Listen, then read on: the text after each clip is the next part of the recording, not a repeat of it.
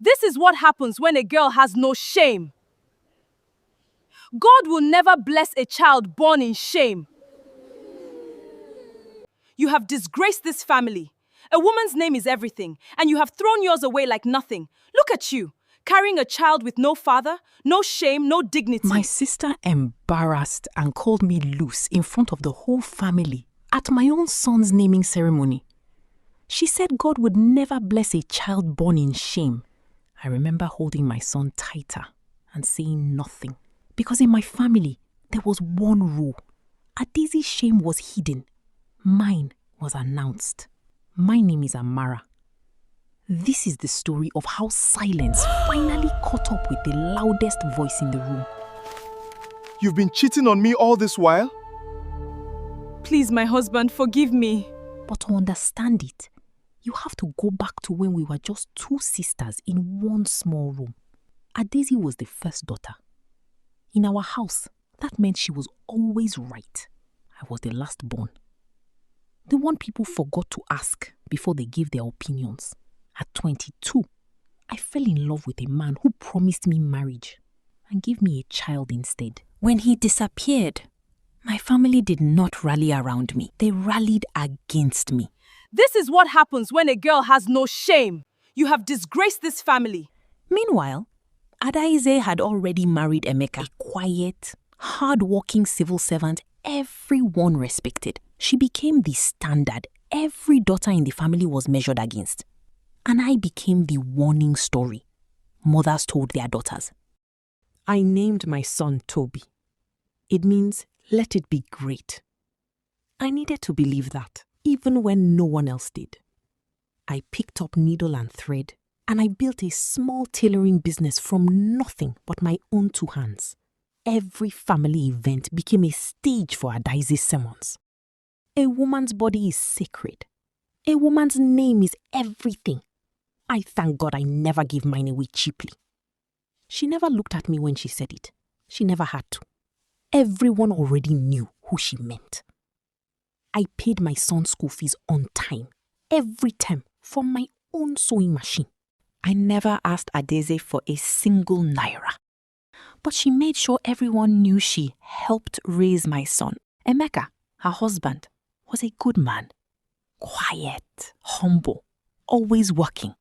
He earned an honest salary, not a poor one, but not one that explained the life Adaize was suddenly living. New generator, new phone every year, expensive asoebi for every wedding. When people asked how, she always had the same answer. God has just been faithful to me. Unlike some people, I carry myself with dignity, and dignity attracts blessing. I smiled when she said things like that. I had learned by then how to make my face agree with a room, even when my heart didn't.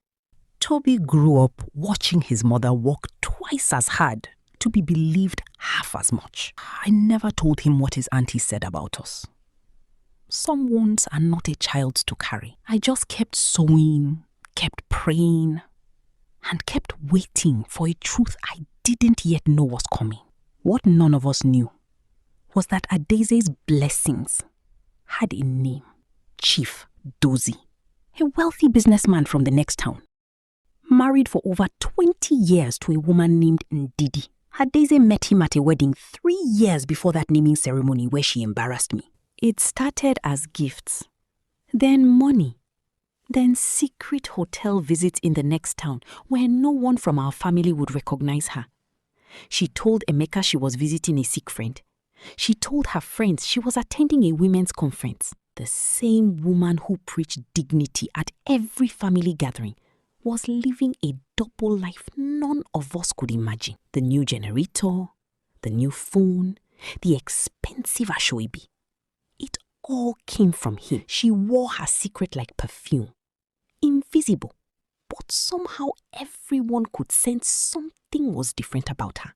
I never suspected any of it.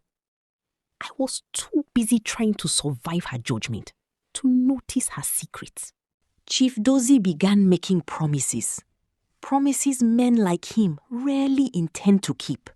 One day, when the time is right, I will make you my second wife properly. You will not always have to hide. Adeze believed him, and believing him made her careless. Ndidi, Chief Dozi's wife, had suspected for over a year that her husband was seeing someone. She noticed the new perfume on his clothes, the late nights, the phone he suddenly guarded like treasure. She hired someone to follow him, quietly, patiently, the way a woman does when she has stopped asking questions out loud. 4 months later, she had photographs, hotel receipts, and a name, Adeze. Ndidi did not scream. She did not confront Chief Dozie in private, where he could still talk his way out of it. She decided her husband's shame, like mine had once been, deserved an audience, and she knew exactly which stage to choose. Adeze's own father's 80th birthday, the biggest family gathering of the year. The whole family gathered that day. Even people who had not spoken in years came for Papa's 80th birthday. I came too, with Tobe, now a tall, respectful teenager, walking beside me like a shield I never asked for. Adeze was in her element, greeting guests, accepting compliments on her new jewelry. Then, a car none of us recognized pulled into the compound. Nidi stepped out, dressed elegantly, holding a folder under her arm like a weapon. Adeze's smile faltered the moment she saw her face. Nidi calmly, to the whole gathering. Good afternoon, everyone. I am so sorry to interrupt such a beautiful celebration. I only came to return something that belongs to this family. My husband's mistress.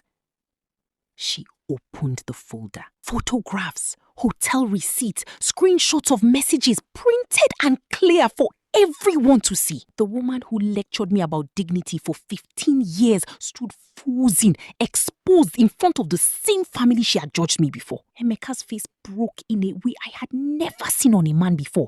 Not anger, just quiet devastation. Nobody spoke. The same silence I had swallowed for 15 years now belonged to her. Papa's 80th birthday ended early that day. Nobody cut the cake. Emeka packed a small bag that same evening and moved in with his brother. Chief Dozie never called Adeze again. Men like him disappear the moment the cost becomes public. The same relatives who once quoted her sermons on dignity now quoted her secrets instead. I would be lying if I said a small part of me didn't feel something like justice. But watching my sister sit alone on her veranda a week later, I did not feel like celebrating. I felt something closer to recognition. I knew exactly what it was to sit alone while a whole family decided who you were. So I did the one thing nobody expected. I walked over and I sat beside her. She didn't look at me. She just asked one question. Why are you here? After everything I said about you. Because nobody sat with me either. And I remember exactly how heavy that silence was.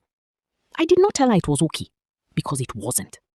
I did not tell her I forgave the years of judgment, because healing takes longer than one evening. I only told her the truth I had learned the hard way. That dignity was never about who people believed you were. It was about what you are willing to face in the daylight without needing a lie to protect you. My sister spent 15 years building a name on top of a secret. I spent 15 years building a life underneath a lie about who I was. In the end, only one of those things was built to last.